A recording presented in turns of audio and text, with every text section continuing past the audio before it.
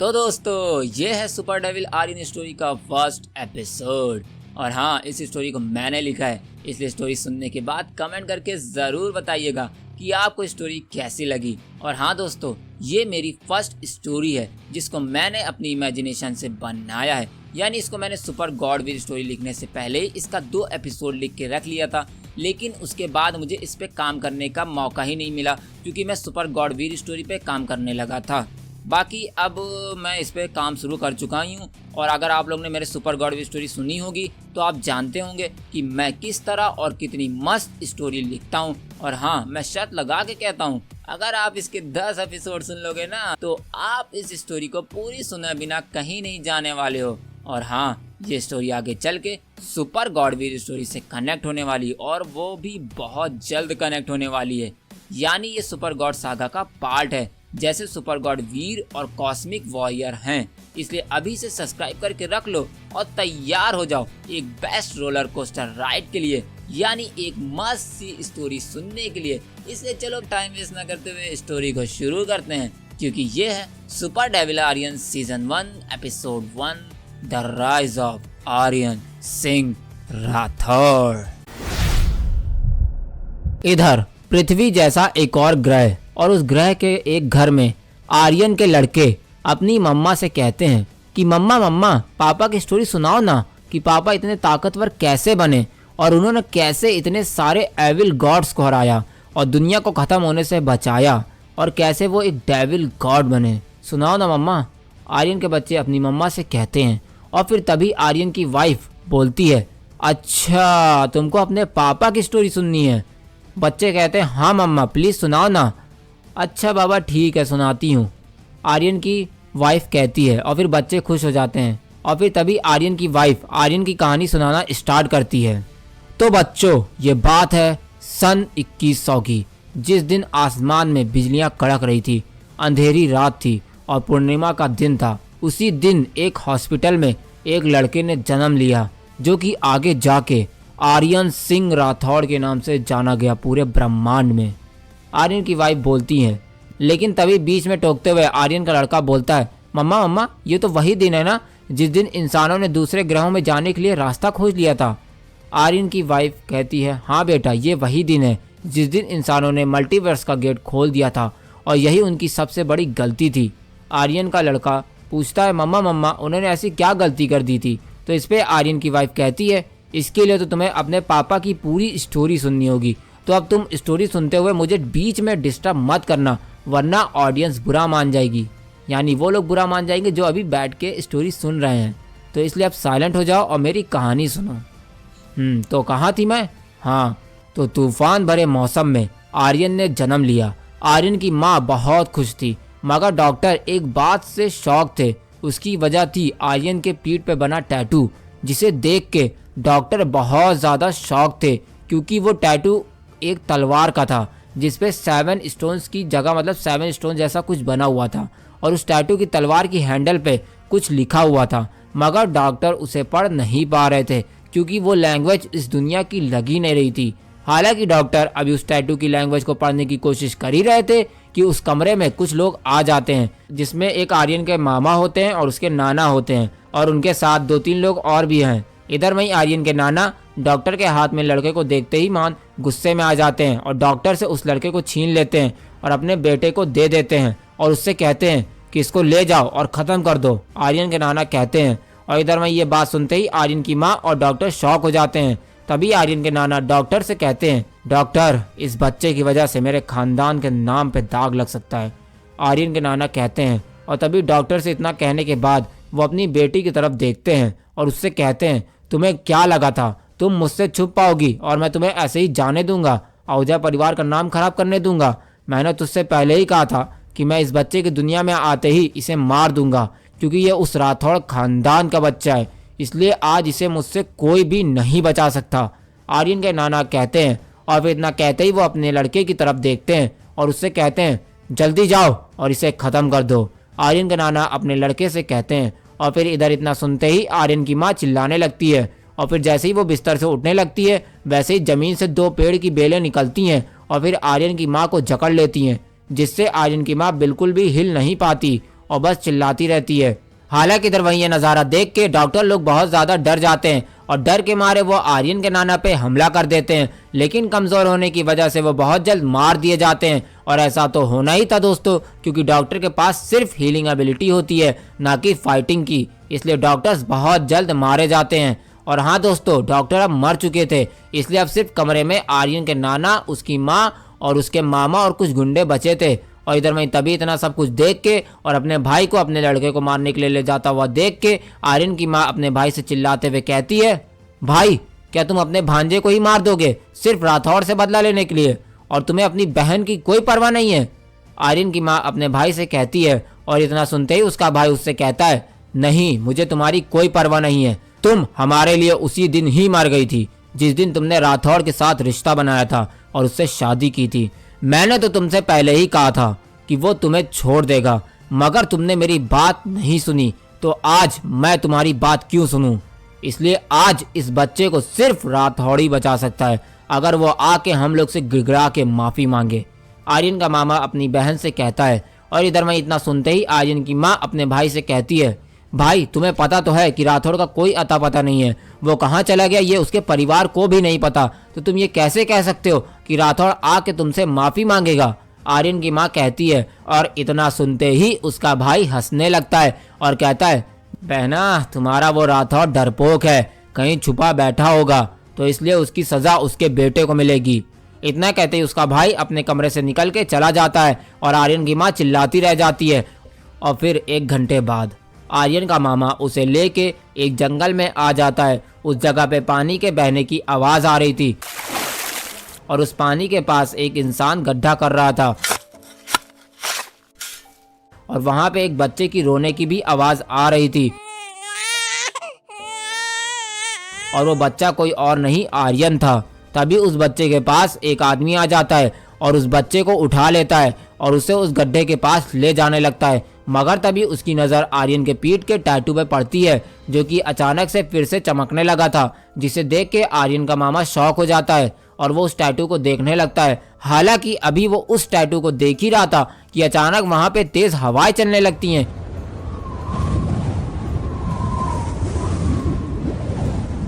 इतनी तेज कि आर्यन के मामा का संतुलन बिगड़ जाता है, जिस वजह से आर्यन उसके हाथ से गिर जाता है और वो गिरते हुए पानी के झरने की तरफ जाने लगता है, जिसे आकाश आहूजा यानी आर्यन का मामा उसे पकड़ने की कोशिश करता है। लेकिन उसके पकड़ने से पहले ही आर्यन पानी में गिर जाता है और झरने की तरफ बहते हुए चला जाता है। और फिर आकाश की आंखों से ओझल हो जाता है, जिसे देख के आकाश शॉक हो जाता है। लेकिन फिर तभी वो अचानक से हंसने लगता है और कहता है, हाँ, ये राठौड़ का बच्चा तो खुद ही मर गया, मुझे तो इसे मारने की जरूरत ही नहीं पड़ी।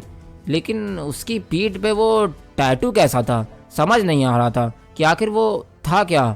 आर्यन का मामा सोचता है, लेकिन फिर वो इस बात को जाने देता है और इसके बारे में नहीं सोचता है। और फिर हॉस्पिटल में वापस आ जाता है और फिर अपने पापा को सारी बातें बता देता है, जिसे सुन के उसके पापा यानी अश्विन आहूजा बहुत खुश हो जाते हैं और हंसने लगते हैं। हालांकि इधर वो हंस ही रहे थे कि इधर वहीं आर्यन की माँ रो रही थी। लेकिन फिर उसको आर्यन के टैटू और राठौड़ की शक्तियों का याद आता है, जिससे वो कुछ ना कुछ तो समझ जाती है। इसलिए वो गुस्से में कहती है, पापा आपको क्या लग रहा है, मेरा बच्चा उस पानी में गिर के मर गया है? तो ऐसा बिल्कुल नहीं है, क्योंकि वो राठौड़ का बेटा है और राठौड़ का बेटा इतनी जल्दी मर नहीं सकता।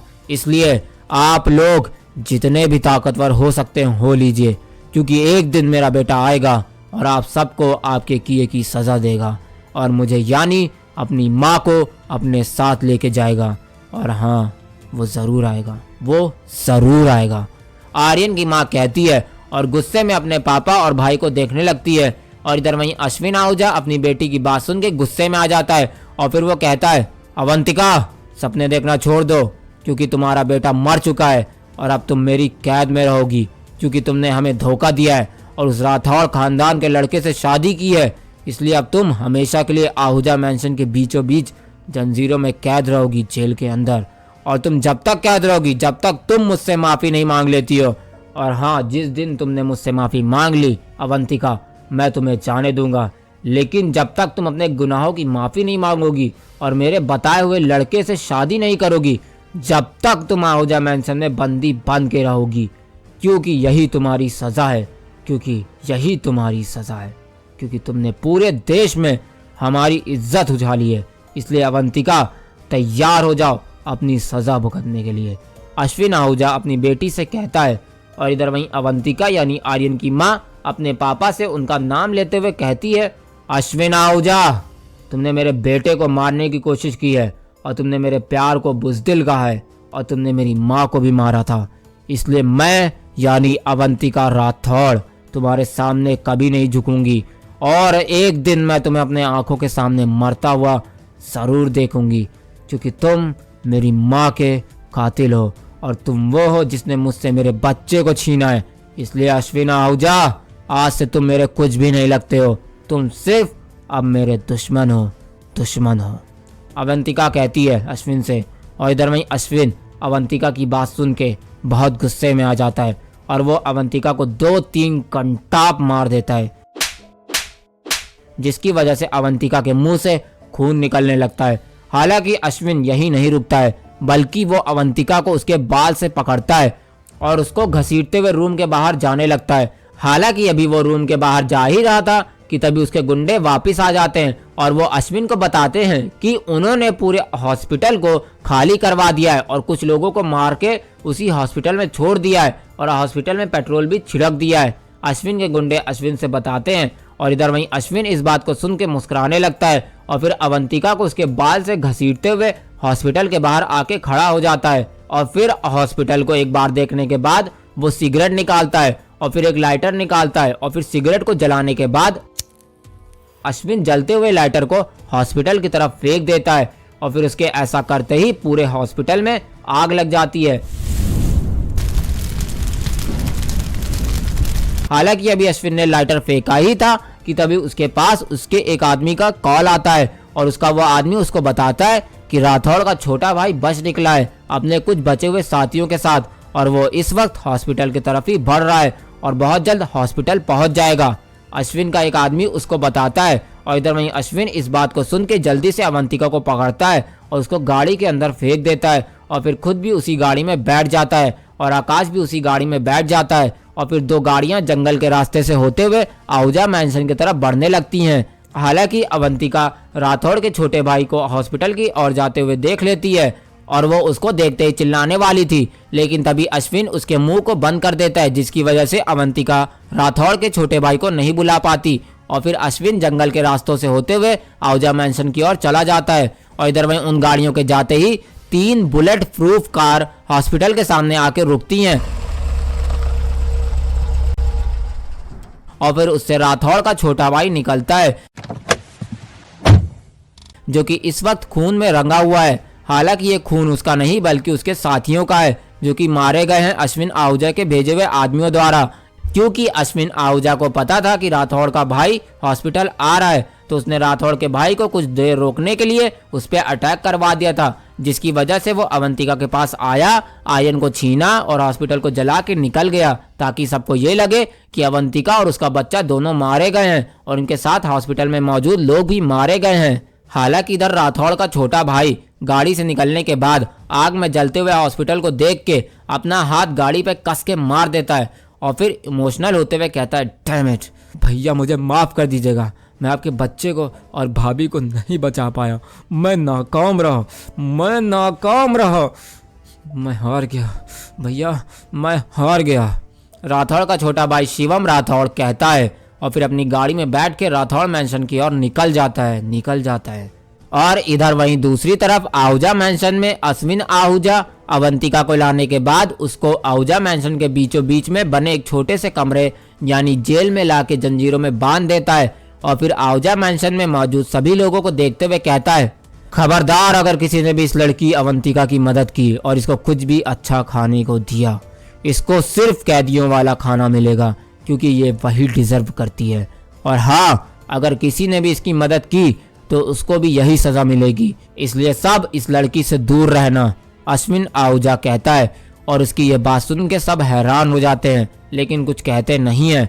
और हाँ दोस्तों, एक और बात, इस जेल को बीचों बीच अश्विन ने खास तौर पे अवंतिका के लिए बनवाया है क्योंकि उसने ये पहले ही प्लान कर लिया था कि अगर अवंतिका उसकी बात नहीं मानेगी तो उसे यही सजा दी जाएगी। इसलिए इस वक्त अवंतिका आहूजा मैंशन के बीचों बीच एक जेल में बंद है। हालांकि इधर अवंतिका अपने ही घर में कैद हो गई है और इधर वहीं दूसरी तरफ यहाँ से 1000 किलोमीटर दूर एक जंगल के पास कुछ लोग बैठे हुए थे और आराम कर रहे थे कि तभी उनके कानों में एक बच्चे की रोने की आवाज आती है,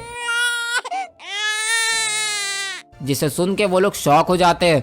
लेकिन तभी उनमें से कुछ लोग उस आवाज का पीछा करते हुए नदी पास पहुंच जाते हैं और नदी के किनारे उन्हें एक बच्चा दिखता है जो कि रो रहा होता है। हालांकि वो लोग उस बच्चे को देख ही रहे होते हैं कि तभी एक आदमी की गरजती हुई आवाज सुनाई देती है जो कि उन लड़कों से कहता है कि खड़े खड़े क्या देख रहे हो, जाओ और उस बच्चे को उठाओ और उसे मेरे पास लेके आओ। वो आदमी कहता है और फिर तभी एक लड़का उनमें से कहता है जी गुरुजी, और इतना कह के वो लड़का उस बच्चे को लाके उस आदमी को दे देता है जो कि उसका गुरु था।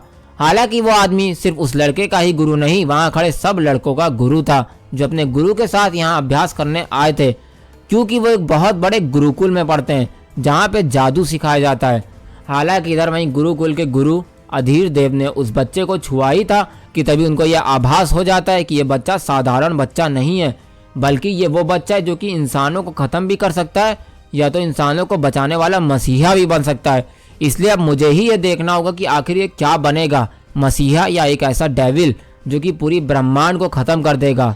अधीर देव मन ही मन में सोचते हैं। हालांकि वो कुछ कहते नहीं हैं और फिर आर्यन को अपनी गोद में लिए हुए वो गुरुकुल लौट आते हैं और फिर वो अपने सिपाही से कह के 2 लोगों को बुलवा लेते हैं और फिर 1 घंटे बाद गुरु अधीर देव के सामने 2 लोग बैठे हैं, एक आदमी और एक औरत, और ये लोग सिंह परिवार से हैं और इनका नाम है इंद्रजीत सिंह और रुचिका सिंह, और ये दोनों पति पत्नी हैं। और इनका सिंह परिवार एक ऐसा परिवार है जिनकी बहुत इज्जत है इस शहर में, यानी जादुई शहर में इनका बहुत नाम है। लेकिन इतना नाम होने के बावजूद भी सिंह परिवार के बड़े बेटे इंद्रजीत के पास कोई भी संतान नहीं है और उनके छोटे भाइयों के पास संतानें हैं। इसलिए इंद्रजीत और रुचिका हमेशा गुरुकुल आके अधीर देव के साथ बैठ के गॉड से प्रे करते थे कि उनको भी कोई बेटा या बेटी हो। इसलिए आज अधीर देव को जब एक बच्चा मिला जो कि साधारण नहीं है और बिन माँ बाप के है, तो उन्होंने ये फैसला किया कि वो इस बच्चे को सिंह परिवार के इंद्रजीत सिंह को दे देंगे, जिससे इस बच्चे को भी माँ बाप का प्यार मिलेगा और वो इस बच्चे पे नजर भी रख पाएंगे। इसलिए आज अधीर देव ने इंद्रजीत सिंह और उसकी वाइफ को बुलाया है। इधर वहीं इंद्रजीत सिंह अधीर देव से कहता है, गुरुजी आपने आज हमें कैसे याद किया, आज को कुछ काम है क्या? इंद्रजीत सिंह अधीर देव से सवाल करता है। इधर वहीं अधीर देव मुस्कुराते हुए इंद्रजीत से कहते हैं, इंद्रजीत तुम हमेशा गॉड से प्रे करते थे कि वो तुम्हें एक संतान दे दें, तो इंद्रजीत मुझे लगता है तुम्हारी दुआ सुन ली गई है। अधीर देव कहते हैं और इनकी ये बात सुनते ही इंद्रजीत रुचिका सिंह दोनों के कान खड़े हो जाते हैं और आंखें चमकने लगती हैं और वो लोग गुरु अधीर देव के आगे बोलने का वेट करने लगते हैं। और इधर वहीं अधीर देव अपने एक शिष्य को बुलाते हैं और उससे उस बच्चे को लाने को कहते हैं और इधर वहीं वो शिष्य जल्दी से जाता है और एक बच्चे को अधीर देव को ला के दे देता है। और इधर वहीं इंद्रजीत इस बच्चे को देख के अधीर देव से पूछता है, गुरुजी ये किसका बच्चा है? इंद्रजीत अधीर देव से पूछता है। इधर वहीं अधीर देव इंद्रजीत की बात सुन के मुस्कुराने लगते हैं और फिर वो कहते हैं, इंद्रजीत ये बच्चा मुझे आज सुबह अभ्यास करते वक्त नदी के किनारे मिला है, पता नहीं ये बच्चा कहाँ से बहता हुआ इस शहर में आ गया है, लेकिन इंद्रजीत मैं इतना जानता हूँ कि ये बच्चा कोई साधारण बच्चा नहीं है। अधीर देव कहते हैं और उनकी बात सुन के इंद्रजीत अधीर देव से कहते हैं, गुरुजी आपको क्यों लगता है कि ये बच्चा साधारण बच्चा नहीं है? इंद्रजीत अधीर देव से सवाल करता है और उसका ये सवाल सुन के अधीर देव उस बच्चे के शरीर से कपड़ा हटा देते हैं और फिर उस कपड़े को हटाते ही इंद्रजीत और बाकी सबको उस बच्चे के पीठ पे एक तलवार का टैटू देखने को मिलता है और वो टैटू बहुत ही शानदार तरीके से प्रिंटेड है उस बच्चे के पीठ पे। इधर वह इस टैटू को देखने के बाद अधीर देव कहते हैं, इंद्रजीत ये बच्चा मैं तुम्हें सौंप रहा हूँ क्योंकि मुझे यकीन है तुम और रुचिका इस बच्चे का अच्छे से ध्यान रखोगे और इसको अच्छी परवरिश दोगे। बोलो करोगे ना इस बच्चे को स्वीकार और करोगे इसकी परवरिश? अधीर देव पूछते हैं और इनकी ये बात सुनते ही रुचिका सिंह आगे आती है और उस बच्चे को हाथ में ले लेती है और फिर अधीर देव से कहती है, गुरुजी मैं और मेरे हस्बैंड इस बच्चे को अपने सगे बच्चे से भी ज्यादा प्यार देंगे, आप फिक्र मत करिए, हम इसे बहुत अच्छे संस्कार देंगे। रुचिका कहती है और इसकी ये बात सुन के अधीर देव मुस्कुराने लगते हैं और फिर वो इंद्रजीत की तरफ देखने लगते हैं और इधर वहीं इंद्रजीत भी गुरुजी को देखते हुए कहता है, गुरुजी आप फिक्र मत करिए, जैसा मेरी वाइफ ने कहा वैसा ही होगा। हम लोग इस बच्चे को बहुत प्यार देंगे और इसे कभी भी यह एहसास नहीं होने देंगे कि हम इसके सगे माँ बाप नहीं हैं, इंद्रजीत सिंह कहते हैं। और इधर वहीं अधीर देव इंद्रजीत की बात सुन के मुस्कुराने लगते हैं और फिर अपना हाथ हवा में करते हैं। और फिर जैसे ही वो अपना हाथ हवा में घुमाते हैं, यानी जैसे ही वो कुछ हैंड साइंस बनाते हैं, वैसे ही उनके हाथ में एक सिल्वर बॉटल आ जाती है जिसके अंदर व्हाइट पाउडर भरा हुआ है। इधर वहीं अधीर देव इस बॉटल को देखने के बाद इंद्रजीत को दे देते हैं और फिर उससे कहते हैं, इंद्रजीत इस पाउडर को तुम लोगों को रोज इस बच्चे को एक गिलास दूध के साथ मिला के देना होगा। और हाँ, इस काम में कोई भी लापरवाही नहीं होनी चाहिए। और हाँ, इस पाउडर को इस बच्चे को लगभग 24 साल तक की उम्र तक पीना होगा, अधीर देव इंद्रजीत से कहते हैं। और इधर वह इंद्रजीत पाउडर को लेने के बाद अधीर देव से सवाल करता है कि ये पाउडर इतना ज़रूरी क्यों है, जिस पर अधीर देव बोलते हैं, मैंने तुमसे कहा था ना कि ये बच्चा असाधारण है, यानी बहुत ही पावरफुल है, इसलिए तुम्हें इसे रोज़ पाउडर देना होगा जिससे इसकी शक्तियाँ दबी रहें, जिससे ये अनजाने में लोगों को नुकसान ना पहुँचा दे, अधीर देव कहते हैं।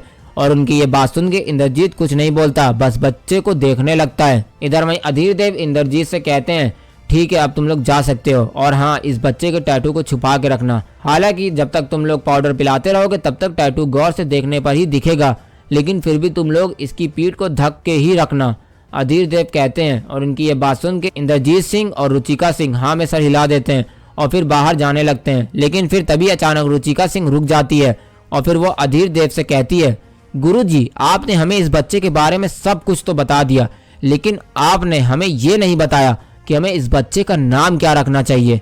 आपने कुछ तो सोचा ही होगा, रुचिका अधीर देव से कहती है। और इधर वहीं अधीर देव रुचिका की बात सुन के 2 मिनट कुछ सोचते हैं और फिर बोलते हैं, जैसे कि हमें पता है ये लड़का असाधारण यानी बहुत शक्तिशाली है और ये एक ऐसा लड़का है जो कि इंसानों का मसीहा भी बन सकता है, या तो एक ऐसा काल यानी एक ऐसा डेविल बन सकता है जो कि पूरे ब्रह्मांड को ख़त्म कर सकता है।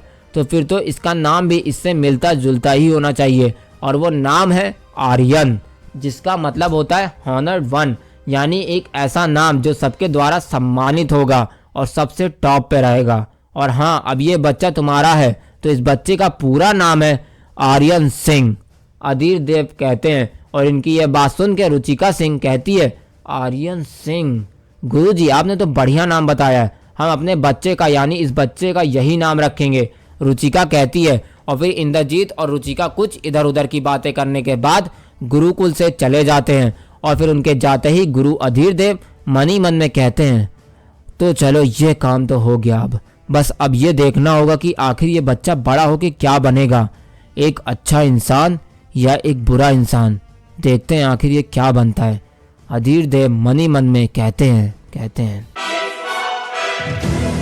तो दोस्तों कैसा लगा आपको आर्यन द सेवियर स्टोरी के सीजन 1 का फर्स्ट एपिसोड, मुझे कमेंट करके बताइए। और आपको कौन सा सीन सबसे बेस्ट लगा ये भी कमेंट करके बताइए। और हाँ दोस्तों, ये फर्स्ट एपिसोड था तो इसमें मैंने ये दिखाया है कि आर्यन का सफर कैसे स्टार्ट होता है। हालांकि अगर आपको ये जानना है कि आखिर कैसा होने वाला है आर्यन सिंह राठौड़ का आगे का सफर, तो ये जानने के लिए सुनते रहिए the one and only RJ Kaif के साथ super devil Aryan story news, सिर्फ और सिर्फ आरजे के FM YT चैनल पर।